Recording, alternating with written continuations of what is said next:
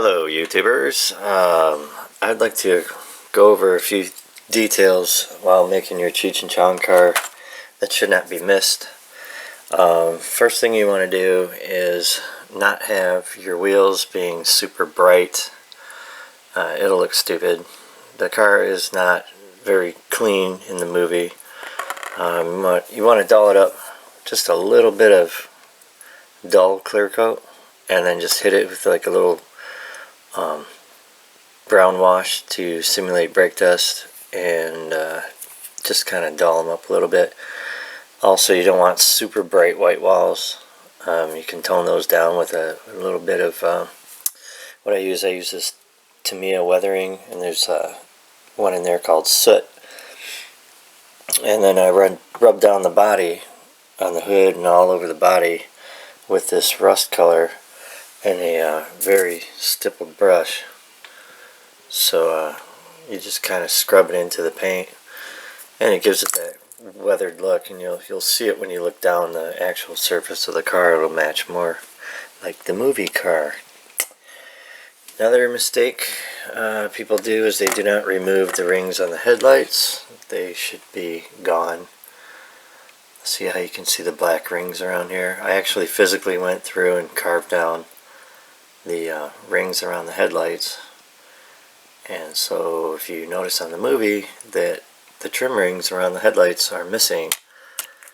I also have the little handprint, the little 4 fingers of grease on the Bondo spot in the front end, and you should remove the top molding. I completely worked it down, carve it out, remove it. It's not supposed to be there. In the movie, the top band of trim is missing from above the windshield. Another thing, don't forget to pop out your tail light.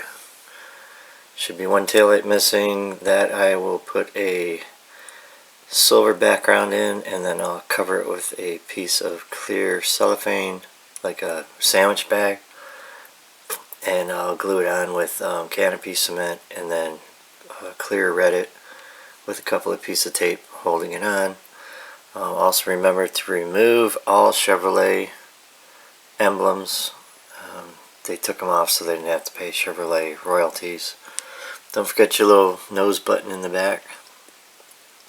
That was chrome. Here's a really big one. Here's a big one. I see people do this all the time on every 64. Do you see this roof line has a double, it looks like 2 lumps in here. You have this upper one, and then there's the lower one, and it runs all the way to the back of the roof. So you'll see it here. People put the chrome up to that second bump. It's totally incorrect, and you'll make your car look really blocky from the side. That is a stamping that is in the actual roof line of the car, and is not chrome. Do not extend your chrome above the drip rail, which runs down the side. The lower one does have 2 ridges in it. See the 2 ridges? And that runs completely around the back side. You got your single up on the top, around the back side. Notice again, that second ridge is not covered in bare metal foil, straight up, and you'll get a more realistic look.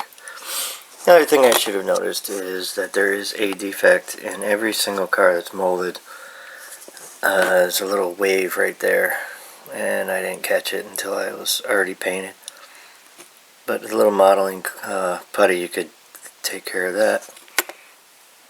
And beside that, that's about it. I've also noticed that the pattern on the passengers, or the passenger side of the car and the driver's side, change in the movie. There's an actual scene where this black line going down the side here is not on the car, and the pattern in the front is also, it changes too. It's more white.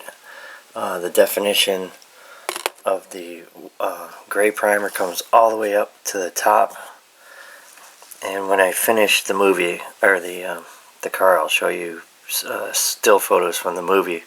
You'll know what I'm talking about. But that's as far as I've gotten so far. That's about it. That's just a couple of things that you should watch out for. And again, if you can, just remove the rings around. If you look at the movie, it's plain as day. It'll hit you right between the eyes. The Chevy emblem is on the front end of the movie car. It just is not painted. It's like they put a silver metallic something over it, but you can see it's still on there. So I just leave it on there unpainted. And that's about it. I'll get back with you later.